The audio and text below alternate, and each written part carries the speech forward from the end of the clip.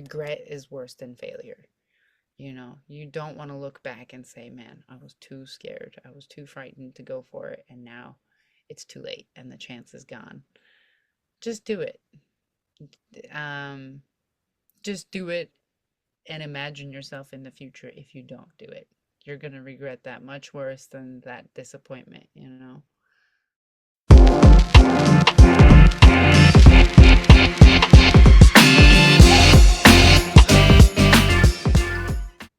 Hello, everyone. I am Melissa Forziat of Take the Doughnut, here to help you get inspiration and get donuts.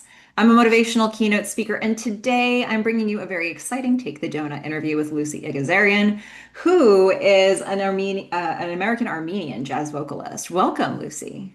Thank you for having me, Melissa.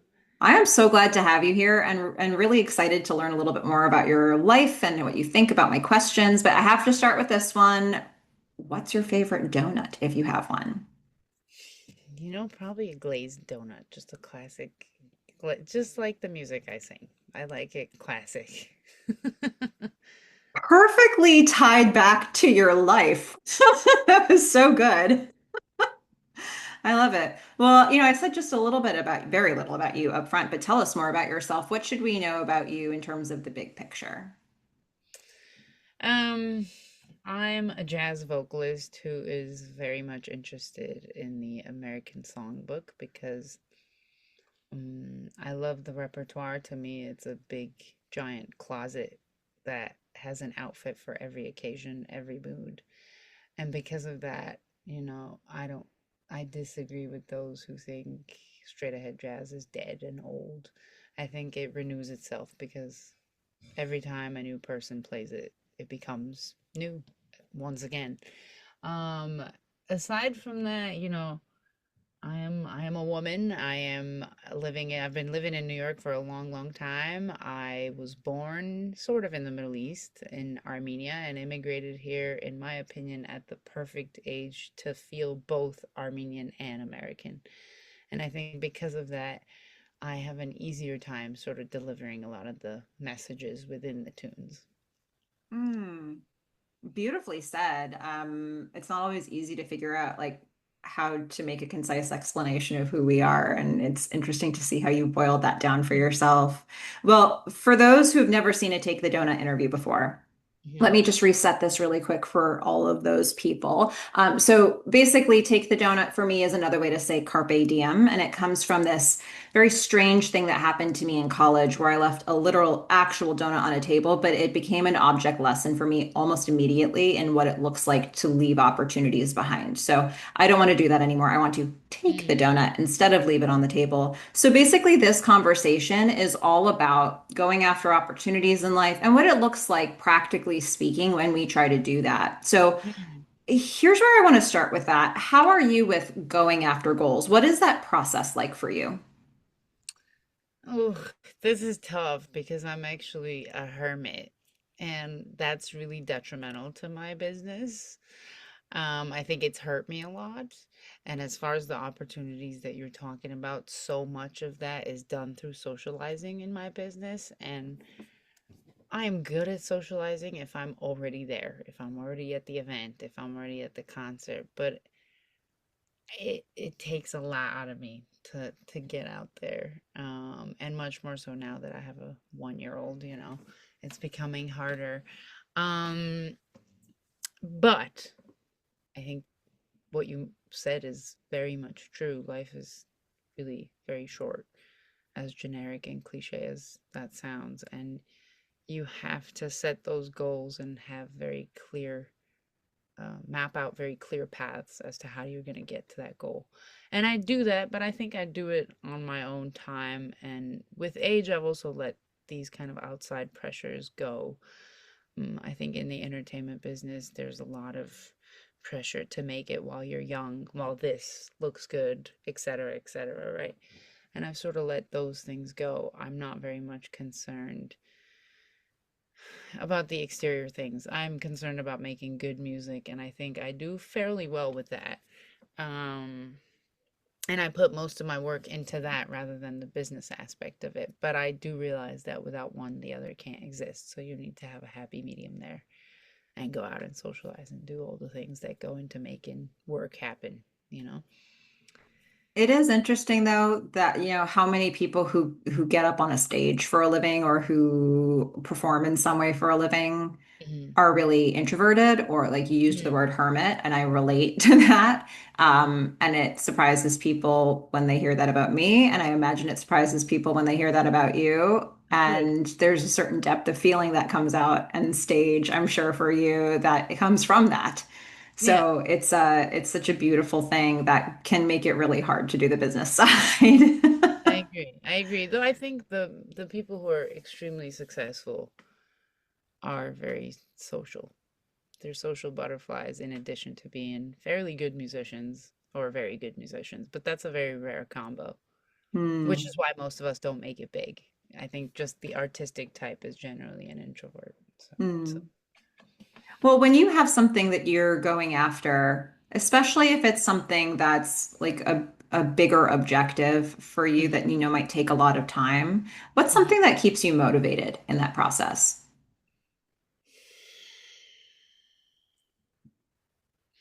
It's a good question. I mean, I think, like I mentioned, the end goal is making good music.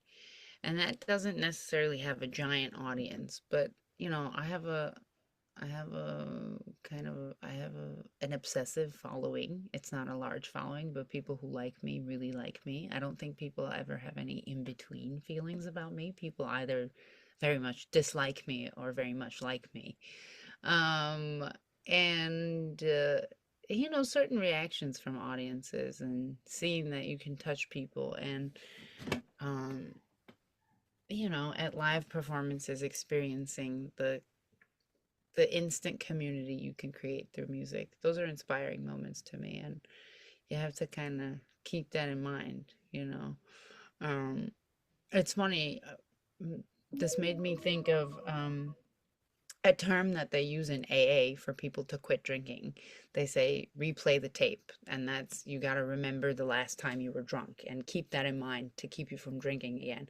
I think in a way for me it's like replay the tape, replay that good experience you had, and that does the opposite. Keeps you doing all the annoying stuff you don't want to do because you want this other thing out of it. So I try to replay the tape of those few good moments you get, that are That's a that good are expression to be armed with, Mm, for sure. And, when you're going after things that you want, a lot of times what happens is we start on the road to something and challenges come up, obstacles come in our mhm. way. And I'm curious for you if there's a particular brand of challenge that comes up over and over again. Like, no matter, Technology. well, okay, we've got a quick answer on that one. Tech. Oh my God. Oh my God. I can completely lose it over any tech related issue. But I'm doing my best. I'm doing my best. I do my best to get through it, but I think that's my biggest challenge is dealing with any tech issue. And then when you're a freelancer, you don't have like the IT person you can go to. It's just No. on you. No, no, it's horrible. I hate it, but I do it. And, I have these younger students too that are like, I don't want to do this. It's such a nuisance. And I'm like, well, you either gonna play the game or you're not. There's no in-betweens. If you're not gonna play it, somebody else is, and they're gonna do better than you. So Mm.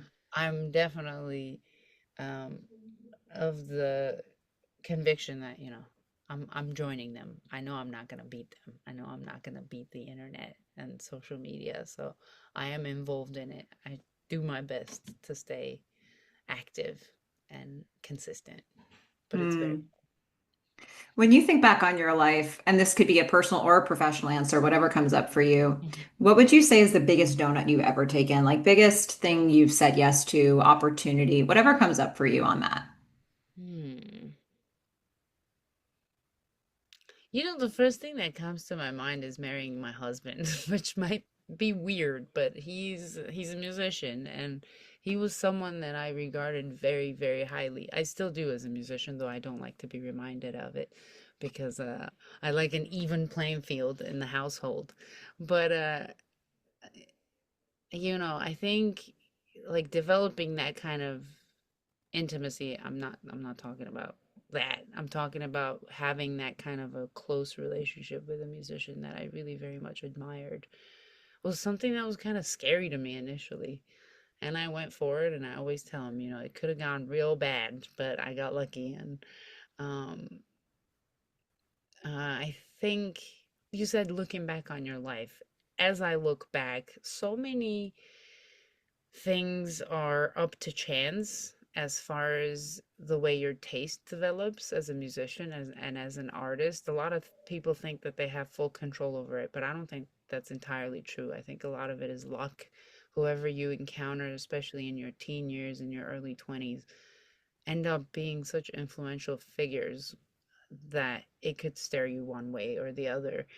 And oftentimes it's not really a choice. It's just that you met a strong character and they led you in that direction. Um, and I'm so happy that I was maybe a little more selective than other people, and I didn't just go with eh, any direction if it was a big name or whatever. I think I was doing my best to listen and see if I liked it. So I would like to think that I had a bit more of a choice there, that it wasn't just random chance, that I was selective about it. So interesting. And I really note with that the biggest donuts for you were all to do with people. Hmm. And that's not always where people go with an answer like that. So I love that Interesting. that's true for you, especially as somebody who like started out saying, I'm a hermit. Like there really Yeah, yeah, is important personal connections we still need, even if we're a for little sure. slow to get out of the house. Uh, What do people usually say though? I'm curious. a lot of people actually go for professional opportunities that they say yes to, and very few people even talk about the personal stuff, which is fair, but it doesn't come up Um, for a lot of people. And I love that you went there first. It was like the first thing that came to your mind. Thank you. Well, it's funny. I don't have, I'm a freelancer. I'm self-employed. There are not very clear like milestones that bring you up to the top. They're all kind of strange. I mean, I definitely have had my instances of, you know, playing with musicians that really, scared me. And saying yes to that can sometimes be frightening. Harold Mayburn or Morgan Miller or like iconic musicians that made this music what it is, and for them to bring me up and play with me and whatever, or to have certain people on some of my albums that kind of I'm musically afraid of them, but I always tell my students to play with people that scare you, because that's how you learn. You need to be a little scared, you know keep you on your toes. So I'm glad I took those chances. I'm glad I don't generally play it safe, musically speaking.